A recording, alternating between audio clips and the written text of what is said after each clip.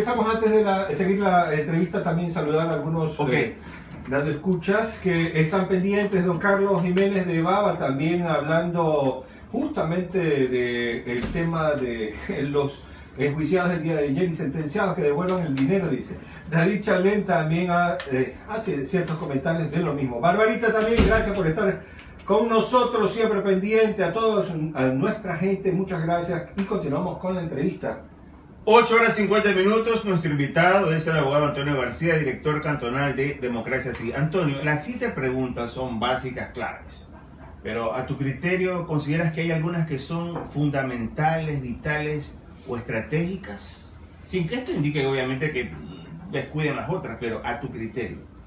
Bueno, a mi criterio, efectivamente, a ver, la consulta popular nosotros pensamos que es la herramienta fundamental para poder primero desmontar todo ese aparataje correísta que nos ha hecho tanto daño a todos durante 10 años.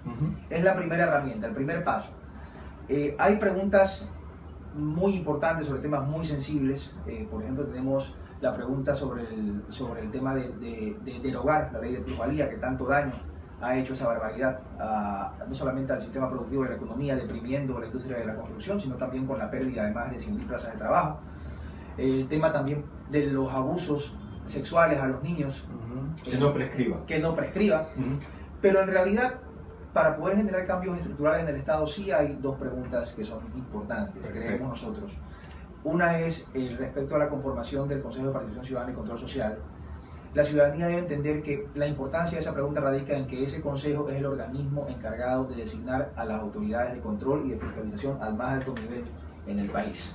Entonces, no es posible que los procesos de conformación de ese organismo sean a dedo, porque en realidad esos concursos amañados que se hicieron para hacer la designación eran a todas luces un fraude. O sea, fuimos víctimas de una estafa en todo el Estado, claro, toda la ciudadanía. Esa pregunta es importantísima. Yo creo que esa es una de las fundamentales para reestructurar todo lo que se ha encaramado en 10 años y se ha metido como astilla en el costado del pueblo ecuatoriano. Que le metieron la mano. Hasta el codo. Hasta el hombro. Pero mi pregunta va, si se dan todos los precedentes que estamos hablando y posiblemente sea positivo para configurar esa pregunta y de el sí en mayoría, la número 2 creo que tengo entendido. Correcto. ¿Qué nos confirma, qué nos asegura de que al sacar a este Consejo de Participación, que era a claras y a ciegas, era correísta, ¿qué nos asegura que no van a ser los que vengan morenistas? O que sean verdes, amarillos, rojos, o que tengan una tendencia. ¿Qué nos asegura que eso no pase? Muchas gracias por la pregunta, Bolívar. A ver, yo creo que el sentido o el espíritu cívico patriótico va más allá de las banderas políticas y de las ideologías.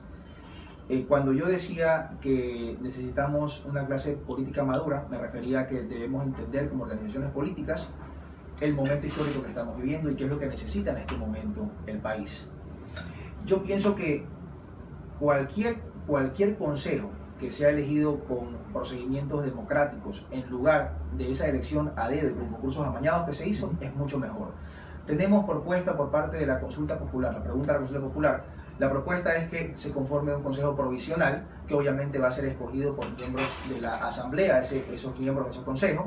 Entonces tenemos ya ahí un viso de legalidad y de democracia en la elección de ese nuevo consejo provisional. Proporciones igual que la asamblea. Por supuesto, porque la asamblea está conformada por representantes de la sociedad en todo nivel del Estado, ¿no? ¿Verdad? Entonces, en el Consejo de Participación Ciudadana, que es lo que se va a ver, la representación y el equilibrio, el balance de las fuerzas políticas que atraviesa este momento político, y eso es lo correcto. Y tenemos luego la forma más adecuada de poder escoger esos miembros, la propuesta de hacerlo por una elección democrática, en base a un consenso, unas ternas que se van a enviar para esas candidaturas, que deberían ser esas ternas debatidas de manera amplia, de manera democrática, de manera inclusiva, incluir en el debate a todos los actores políticos, actores sociales, agrupaciones, etcétera, para que haya un gran consenso y acuerdo nacional en la designación, o más bien, en la designación de las ternas para esa elección en particular de ese organismo. ¿Qué quiere decir entonces, o cómo interpretar, o desde su punto de vista muy respetable, por cierto, debieran tener en funciones las autoridades que transitoriamente ocupen estos cargos tan importantes para evitar que se dé lugar a suspicacias. ¿Por qué? Porque, por ejemplo, los simpatizantes y también los miembros del ala correísta de Alianza País dicen que lo que se busca es captar precisamente estos cargos, ¿verdad?, como el de participación ciudadana, Contraloría, Fiscalía y otros, pero para poderlos tener de su lado y hacer lo mismo que aquello que se está cuestionando. ¿Qué tiempo debe durar esa transición? ¿Qué sería lo recomendable para evitar ese tipo de suspicacias o malinterpretaciones? Más allá del tiempo, yo creo que el proceso de conformación del organismo es lo que va a marcar la pauta y marcar el ritmo de trabajo de ese consejo. Va a existir, por el mismo procedimiento y mecanismo de designación, va a existir una correlación de fuerzas, ¿ya?, entre las organizaciones políticas dentro de la conformación de ese organismo, que va a generar pesos y contrapesos, va a generar un equilibrio. El equilibrio lo va a dar ese amplio acuerdo nacional que tiene que haber entre las organizaciones políticas. El problema que teníamos antes es que todos estos miembros que estaban conformando este Consejo de Participación Ciudadana obedecían o estaban integrados o eran adherentes o simpatizantes de una misma organización política. ¿Qué nos garantiza que ahora no van a ser adherentes o simpatizantes o alineados con el nuevo gobernante? Es que más allá del gobernante, estamos hablando de agrupaciones políticas que están alineadas con principios de democracia, con el momento histórico que estamos pasando, con la situación coyuntural, con el respeto a las libertades, con reencauzar al Estado, al país, a ese sentido, ese cauce democrático. Entonces, de eso estamos hablando. O sea, las fuerzas políticas tienen que tener la madurez suficiente para entender que necesitamos un gran consenso nacional. Democracia sí está también interesada en participar de esa forma. Una vez legalizado, vamos a participar también legalmente y vamos a aportar en que se retome ese cauce democrático. ¿Qué pasa con los movimientos cívicos, con aquellos ciudadanos que a lo mejor se dicen somos apolíticos?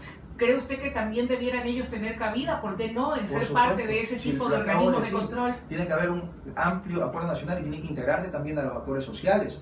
Y actores sociales que dicen que no son políticos, mi criterio es que eso no existe el apolitismo en realidad. Porque el que toma ya una posición sobre determinado tema ya está haciendo política. Claro, todo el mundo tiene su corazoncito, así como en el fútbol. Sí. Pero también hay un grado de indiferencia a veces electoral, la gente, hay un 25 a 30% de población que a veces le apetece, no le apetece votar o tener una tendencia. Yo voy a la otra pregunta, que es importantísima. Antes de eso, perdón, antes de que vaya a la pregunta, para acotar nada más a lo que usted acaba de decir, pero eso ahí también es responsabilidad de las organizaciones políticas. Por supuesto, porque que hacen interesar a la gente. Mucha gente, el desinterés de las personas es por falta de información, por falta de capacitación. En esta consulta popular es importante que la ciudadanía esté informada de las preguntas, del contenido de las preguntas, de su objetivo y cuál es el resultado que se busca, y no votar por apasionamiento, por fanatismo.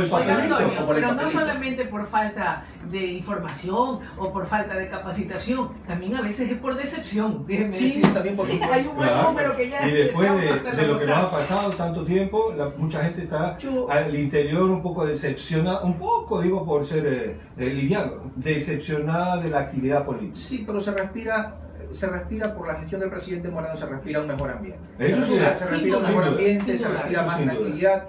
Yo pienso que más allá de lo que pueda decir, uno se siente más en libertad de decir las cosas. Y eso es un resultado directo de la política de diálogo que está implementando. Y de tolerancia. De apertura, de tolerancia. Así es. Él está escuchando a los sectores, él está escuchando lo que quiere la ciudadanía. Claro. Entonces estos cambios se dan más allá de la voluntad del gobierno en sí. Y se nota en las calles. Se nota en las calles que se siente más tranquilidad. Pero voy a la otra pregunta, que obviamente es interesante y por la que están peleando también Alianza País, es justamente la reelección. Pero yo casi siempre... Indefinida.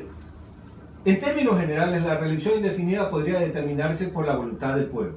Porque de una u otra manera estamos pensando en que esa pregunta es tan importante que puede cambiar el destino del Ecuador. Si el ecuatoriano sabe cuál es la tendencia o sabe el trabajo que ha hecho un expresidente o el que quiera reelegirse, debería ser así, ¿no? Si tenemos una cultura política, sabemos que tal persona hizo mal una gestión, mal una administración, con actos de corrupción, no podría reelegirse, pero le tenemos miedo a esa pregunta a los de Alianza País o los de la oposición. Más que miedo, a ver, hay que a cuentas claras, chocolate espeso, hay que decir las cosas como son. Cuando se implementó esa reforma, de la forma que se la quiso implementar, se lo hizo legislando a una persona en particular, que es el expresidente Correa. Nosotros creemos que la reelección indefinida como figura se contrapone con principios democráticos y de alternabilidad, por ejemplo, de renovación de cuadros, de impulso de nuevos liderazgos. O sea, recordemos que todo este proceso de cambio viene desde el 2006 y se impulsó desde el espíritu constitucionalista que trataba inclusive se puso en la Asamblea Nacional, se le incluyó que no existía. Montecristi. Claro. Exacto. Después desapareció eso, sí. Entonces, retomando ese sentido constitucionalista, ese espíritu constitucionalista que trataba de impulsar Montecristi, se contrapone totalmente a un tema de reelección indefinida, una figura de renovación de liderazgos y de alternabilidad. Recordemos inclusive cuál era el discurso de campaña en ese tiempo el movimiento de gobierno de Alianza País, que era: ya basta de caudillos dentro de los movimientos políticos, sí, basta de los dueños. Y estaban divididos especialmente para por supuesto. Claro. Y ahora no solamente quieren caudillos en los partidos políticos, sino que quieren un caudillo, un dueño del país. Entonces, por favor, es una contradicción, claro, y irrespeto, un contrasentido totalmente a los principios democráticos, de libertad, de alternabilidad. No se puede.